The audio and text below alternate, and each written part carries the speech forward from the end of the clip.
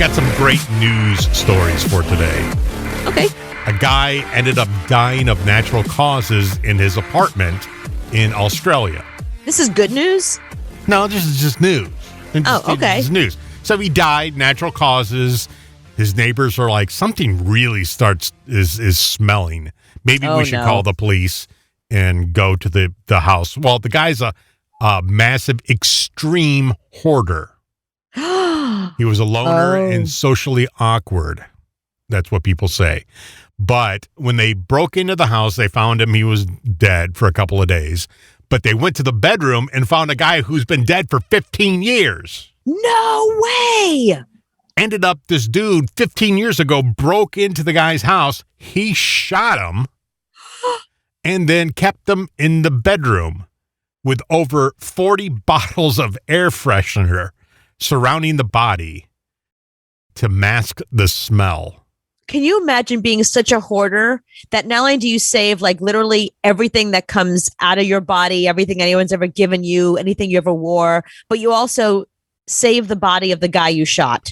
And forgot that he was in there and just got air freshener, I guess. Wow. Yeah, extreme hoarding. You clean it. Guess what I found? Well, 15 years this dude has been. Let's see, Mad Magazines and Playboys and whoa, a hand. All right, see if you can finish this sentence. A girl found to have blank in her ears. Well, please don't let it be bugs. A, Legos. C, grass clippings. Or B, ants. Oh my God, is it ants? It is ants. Oh no. 16-year-old in Taiwan had 30 ants in her ears. And you know how she got the ants in her ears? Oh God, tell me. I don't want to know. They found them in her left ear. Okay. She eats candy in bed and licks her fingers and sticks her fingers in her ears. So naturally, the ants smelled the snacks in her ears and crawled into her ears. Does she not bathe? I don't know. At night, they come and they go into her ear. I know, but if you got to do that every single night for the ants to go in there. Otherwise, but even if you bathe, when you bathe, you wash your ears and whatever you put in. There's a lot of problems with this story, but I got to tell you, as it is, I don't like eating in bed unless I absolutely have to, like I'm not feeling well or we had a situation where it was 90 degrees, only the air conditioning was working in the bedroom. So we basically lived in our bedroom for like 3 days. Mm-hmm. And we changed the sheets like 14 times because to avoid exactly what you're talking about. Ants in your ear. Bugs in the bed bugs, bugs everywhere. I don't want that. Ants just freak you out anyway. Well, you know what's freaky about that is I knew a guy back in the day, and I will never stop thinking about this. I knew a guy, he owned a restaurant that we went to, which is how I heard the story. He was there every single night at the restaurant because he owned it. He was a cool young dude. And we came in one night and he wasn't there. We found out he was in the emergency room because he had like a headache. There was something going on in his ear. He didn't know what it was. So I'm thinking, migraine, brain tumor? No. A roach had crawled in his ear and basically set up shop and like laid some eggs. Yeah, they had to pull roaches out of his inner ear, which is why he was in the emergency room. And it was New York roaches.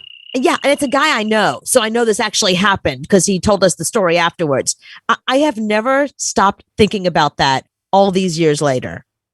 And now this girl has 30 ants in her ears. Yep, sleeping with earplugs. From here on in. Yeah, just big headphones. Headphones, earplugs, whatever. Cooper, wake up. Wake up. She can't hear you.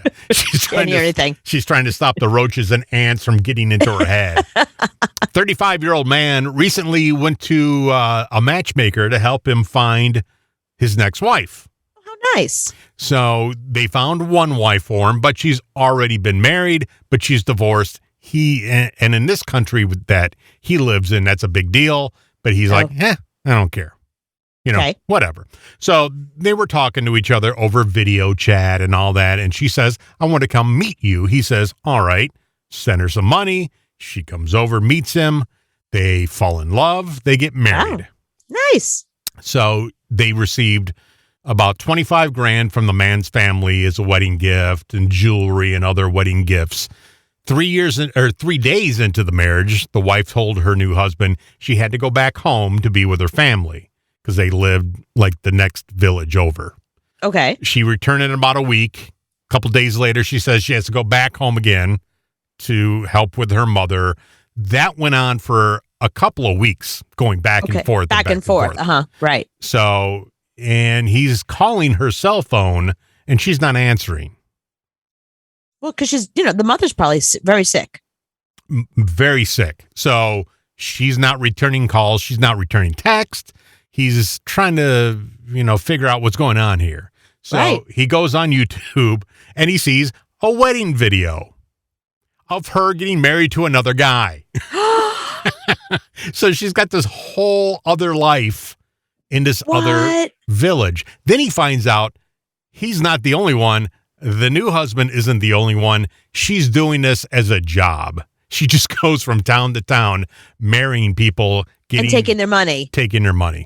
Wow, what a con woman. Usually you hear men do things like that. There's literally shows on the ID channel dedicated to guys that have done that and then gotten caught. Mm-hmm. But I've never heard of a woman doing it. I kind of want to, there's a side of me that I want to go, good for her. Well, scamming anybody is not good. But yeah, no, it's not good to be a scammer, but it's nice that the shoe's on the other foot, that it's the woman doing the scamming and not the man, because it's usually the guy. But yeah, well, obviously she got caught because we're talking about it. So she's not very good at it. Yeah, she's not good at it. She's not doing it anymore. But yeah, can you imagine? Oh, look at this wedding in the town next to me. I should.